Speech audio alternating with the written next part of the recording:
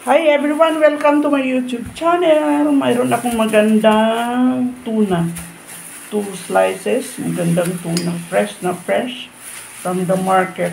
Ang gawin ko dito para magiging masarap na ulam ay gilit-gilitan ko muna para ma-absorb ang mga nilalagay ko dito.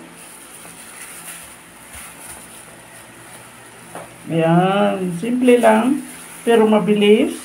At saka madali lang ito lutuin. Lagyan natin ng konting asin. Kunting-kunti, back to back. Ayan. At maglagay tayo din ng konting pepper. Ito, black pepper. Kunti lang. With tender care, ha? And then, kabila ulit.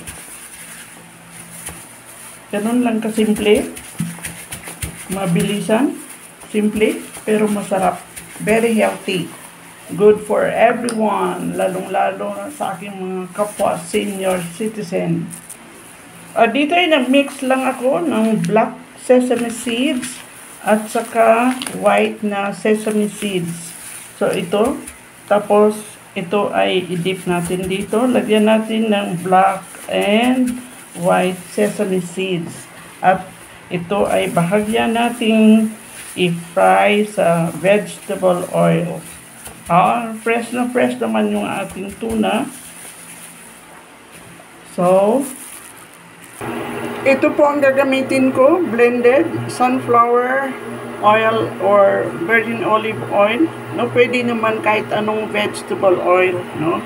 Hindi po pwede ang butter dito kasi ay masusunog agad. So, konti lang. Ayan. Fry natin ang ating masarap na tuna. Kunting-kunti lang po yan, bahagya, kahit na hindi siya malutong na malutong.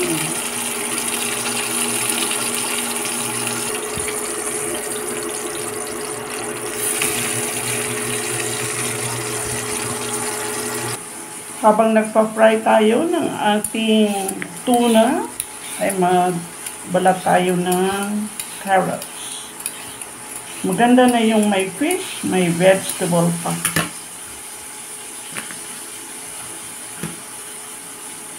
At ito ay slice ko lang ng manipis. At pwede natin steam ito. Para mayroon na tayong fish, may vegetable pa.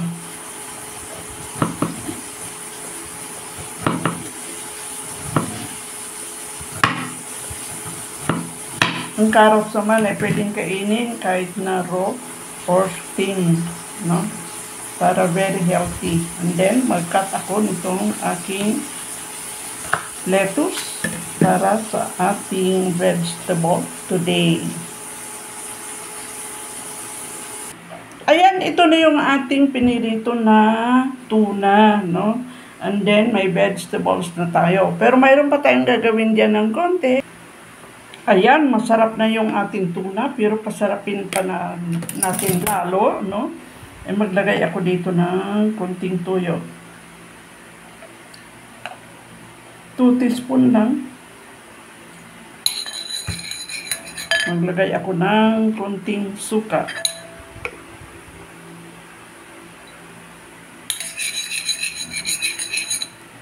2 teaspoon din. Kunti lang. Para hindi masyadong maasin. At maglagay ako ng konting oyster sauce. Little bit of everything. Yan. Sauce pa lang. Masarap na. Maglagay ako ng kunting-kunti. Kung ano lang po sa kusina natin ang pwede. So, ito ay sweet chili sauce. Maglagay ako. Okay. Little bit of everything. Kasi kunti lang naman yung ating tuna.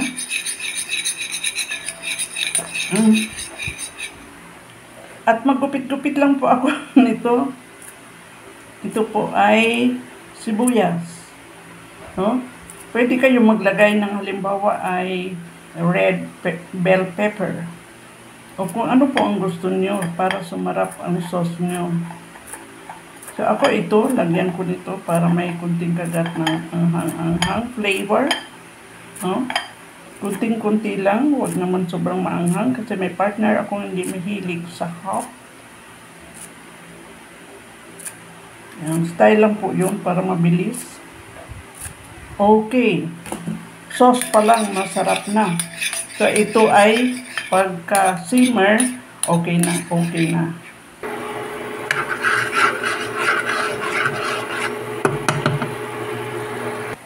Ayan, ready to eat na.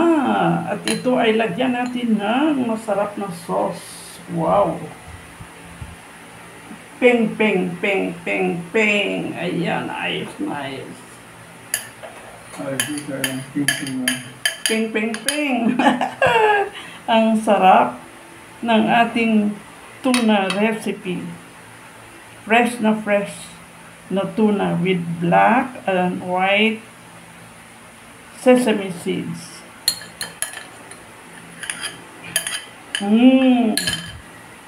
Ang sarap-sarap nito. This is our ulam today. No? Good for everyone. Taste natin kasi siyempre, no, the final test is taste. Sarap. Look at that. Fresh. Na fresh. Plus, masarap na sauce.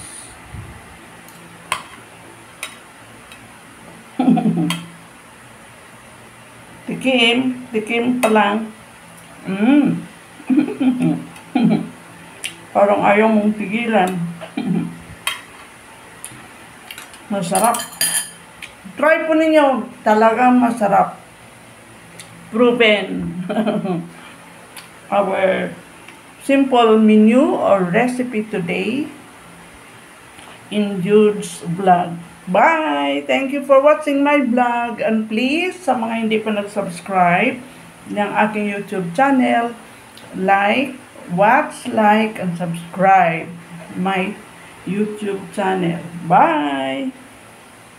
God bless us all. Thank you for watching. Bye-bye. Kain tayo. Hindi lang ito taste. Kain na.